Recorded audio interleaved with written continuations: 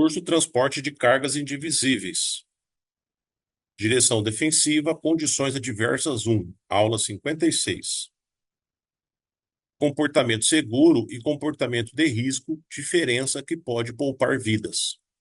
Para continuarmos falando sobre comportamento, temos que entender que os comportamentos são atitudes realizadas pelo indivíduo mediante um estímulo oferecido pelo ambiente.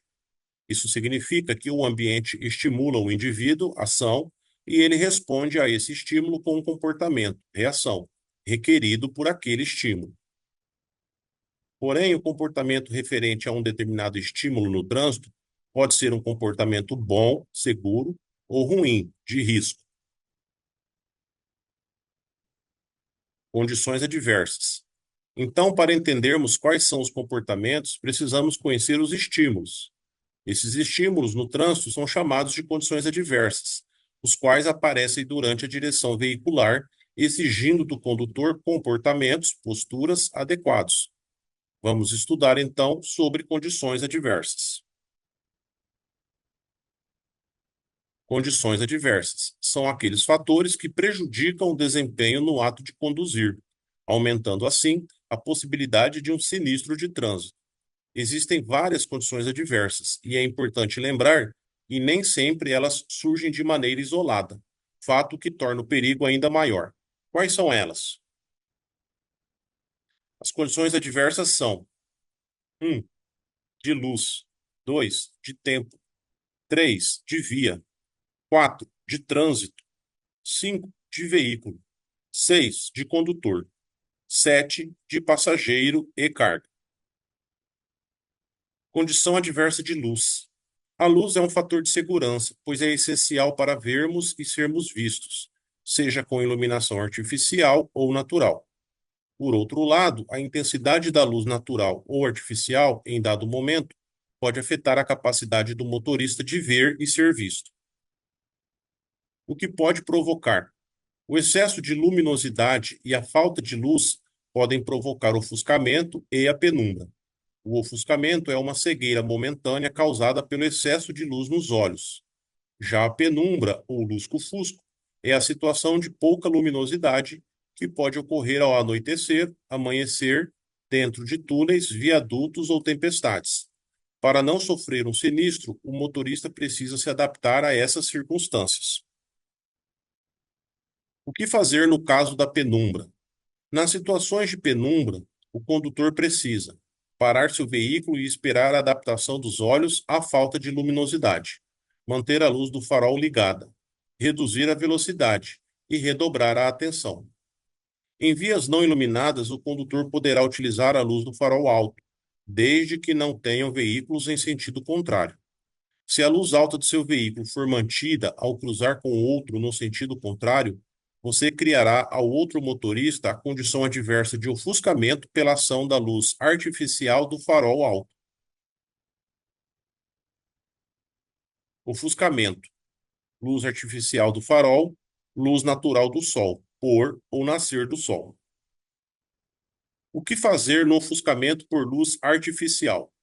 Diminuir a velocidade do veículo, solicitar luz baixa para o outro veículo, acendendo e apagando a luz alta, não olhar diretamente para os faróis, orientando-se pela linha de bordo, linha da margem direita da via. Caso a luz alta do outro veículo persistir, mantenha sua luz baixa.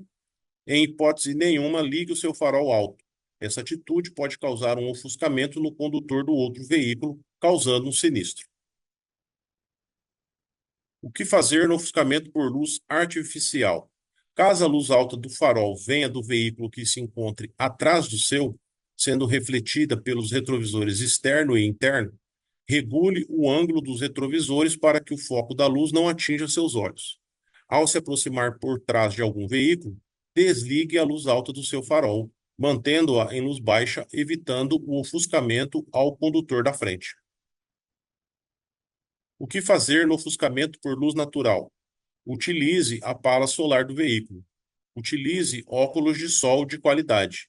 Planeje os horários dos deslocamentos para que evite os horários de pôr do sol e ou nascer do sol.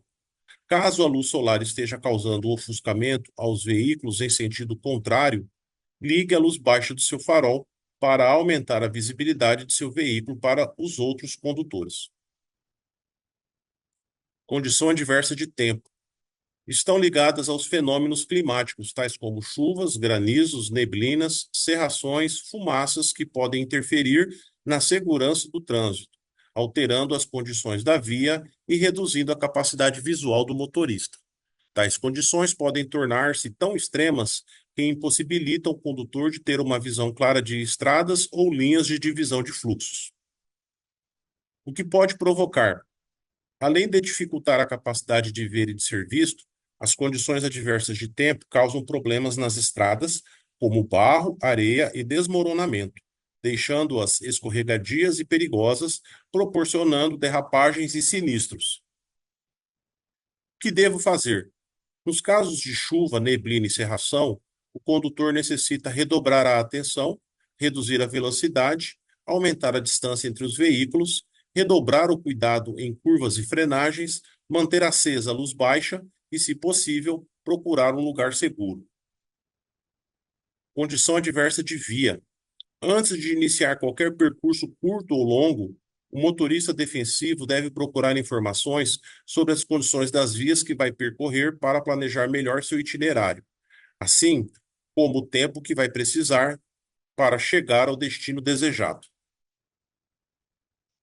O condutor deve ajustar-se às condições da via, reconhecendo seu estado de conservação, largura, acostamento, quantidade de veículos, para poder se preparar melhor para aquilo que vai enfrentar e tomar os cuidados indispensáveis à segurança e ao uso de equipamentos que auxiliem no percurso. Principais condições adversas de via: curvas mal projetadas ou mal construídas, desvios e sinalizações inadequados, aclives e declives muito acentuados, inexistência de acostamento, trechos escorregadios, areia, óleo na pista, poças de água, pavimentação inexistente ou defeituosa, pistas ou faixas de rolamento com largura inferior à ideal, vegetação muito próxima da pista. Observação: no caso do transporte de carga indivisível, a condição adversa de via deve ser anulada devido ao trabalho de roteirização. Já falamos sobre esse assunto no módulo de legislação de trânsito, mas vale relembrar que roteirização é o estudo preliminar da viabilidade do transporte a partir do mapeamento das diversas rotas possíveis e do levantamento das condições, limitações físicas e operacionais dos órgãos responsáveis da legislação e dos requisitos para o trânsito de cargas excedentes em cada uma delas. A roteirização é obrigatória por lei específica no caso de transporte de carga indivisível. O que devo fazer? Realizar a roteirização corretamente para não ser surpreendido por essa condição adversa. Fim da aula 56.